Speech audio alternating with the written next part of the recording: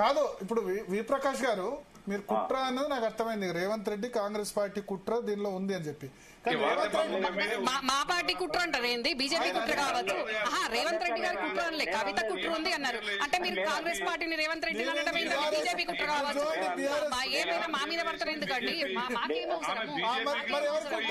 BJP కుట్ర కావచ్చు, ఇంకెవరు కుట్ర ఉందో.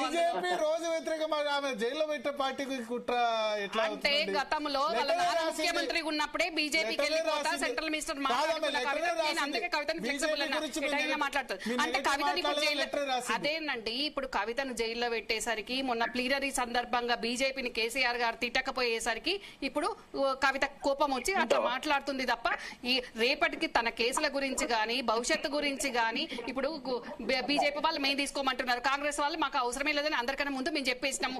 బీఆర్ఎస్ వాళ్ళు సస్పెండ్ చేసిండ్రు. ఇంకిప్పుడు మళ్ళీ ఆల్టర్నేట్ గా ఏదైనా మారొచ్చండి. రేవంత్ రెడ్డి కుట్ర కాదండి, బీఆర్ఎస్ వాళ్ళు ఏదైనా పెడతారు, బీఆర్ఎస్ వాళ్ళు ఏదైనా పెడతారు. అవును, మేము కూడా అదే చెప్తున్నాం. మాకేం అవసరం అండి?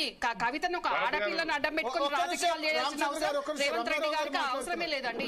రేవంత్ రెడ్డికి అవసరం ఏముంటదండి? వీళ్ళు ఫోన్ ట్యాపింగ్లు పెట్టినా, వీళ్ళ ఇంటెలిజెన్స్ ఉన్నా గానీ రేవంత్ రెడ్డి గారు టీడీపీ నుంచి కాంగ్రెస్ కు రాగానే వర్కింగ్ ప్రెసిడెంట్ అయినరు, ఆయన పిసిసి చీఫ్ అయినరు. ఆయన ఆధ్వర్యంలో మేము ఎన్నికల్లోకి వెళ్తే ఘన విజయం సాధించినాము, ఆయన ముఖ్యమంత్రి అయినరు. అట్లాంటి ఆయనకు అంత స్టేట్ ఫార్వర్డ్ గా పోయి అంత ఎదుర్కొన్న అతనికి కేవలం కవితను అడ్డం పెట్టుకొని మాకు కుట్ర చేయాల్సిన అవసరము అసలే లేదు. ప్రజాపాలన ఇందిరమ్మ రాజ్యం తెస్తా అని చెప్పారు, అది చెప్పండి. రామచంద్ర నాయక్ గారు, బీహార్ జైలు నుంచి విడుదల చేసేటప్పుడే కవిత గారికి కండిషనల్ గా వాళ్ళు రిలీజ్ చేసిర్రు. టిఆర్ఎస్ పార్టీని వారు లోపరుచుకోవడం కోసం కవితను వదిలిర్రు. మీరు ఒక వేటగాడు ఏం చేస్తుంటే ఒక పావురాన్ని పెంచి ఆ మిగతా పావురాలను పట్టడానికి ప్రయత్నం చేసినట్టు ఇప్పుడు కవితను పావురంగా వాడుకొని కేసీఆర్ ను బలి చేసే పని బీజేపీ చేస్తా. ఆమె అన్నది కదా నేను బీజేపీ సంగతి చూస్తా అని మొన్న లెటర్ లో కూడా చెప్పింది. బీజేపీ అవన్నీ అది కేసీఆర్ గారి వంశంలోనే అబద్దాలు. కేసీఆర్ వారి కుటుంబంలో అబద్దాల మీద పునాల మీద పుట్టిన కుటుంబం అది. వారి మాటలు బయట మీరు మిమ్మల్ని పొగిడినంటే లోపల మిమ్మల్ని వేస్తున్నట్టు లెక్క. కాంగ్రెస్ బీజేపీ సొంతంగానే చేస్తున్నారా? చెప్పండి వి ప్రకాష్ గారు. 17వ శతాబ్దంలో తాజ్మహల్ కట్టే షాజహాన్ వెనకాల ఒక కోణం ఉంది, అది చూడాలి మనం. ఏంటంటే ఆయన తన రాజ్యాధికారం కోసం సొంత కుటుంబ సభ్యులందరినీ ఫిజికల్ గా చంపేశాడు. ఈ రోజు రాజకీయాలలో 3 శతాబ్దాల తర్వాత వచ్చిన మార్పు ఏంటంటే రాజకీయ ఆధిపత్యం కోసం ఎవరినైనా కూడా ఉపేక్షించకుండా రాజకీయంగా చంపుతారు. అప్పుడేమో రక్తపాతం జరిగింది, ఇప్పుడు రాజకీయంగా చంపుతారు. మీకు ఇప్పుడు అర్థమైందా కుట్ర ఎవరిది, వెనకాల ఎవరున్నారు? ఇప్పుడు అర్థమైంటది మీకు. ఇప్పుడు ఇక్కడ ఒక విచిత్రం ఏంటంటే అంతకు ముందు కేసీఆర్ బాహుబలి లాగా తెలంగాణ పాలిటిక్స్ లో అపర చాణక్యుడు అనుకున్నాం. ఇప్పుడు కవిత వెనక రేవంత్ రెడ్డి ఉన్నాడు, హరీష్ రావు వెనక రేవంత్ రెడ్డి ఉన్నాడు, సంతోష్ రావు వెనక రేవంత్ రెడ్డి ఉన్నాడు. అంటే రేవంత్ రెడ్డి ఒక నిమిషం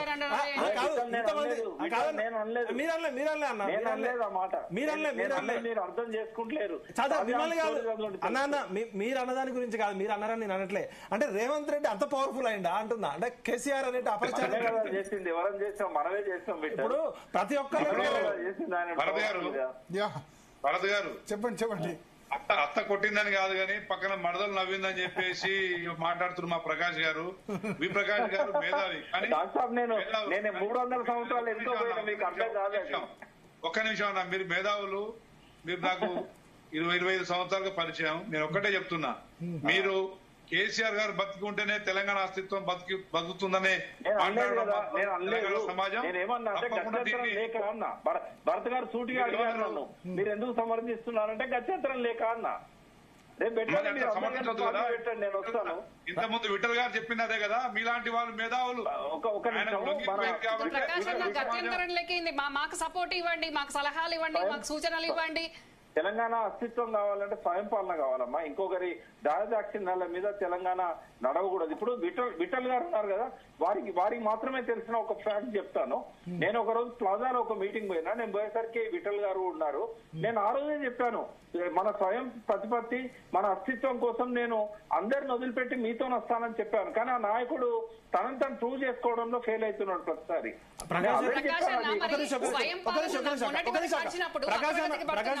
మీరు చెప్పిన దాంట్లో నేను ఏకీభవిస్తున్నా.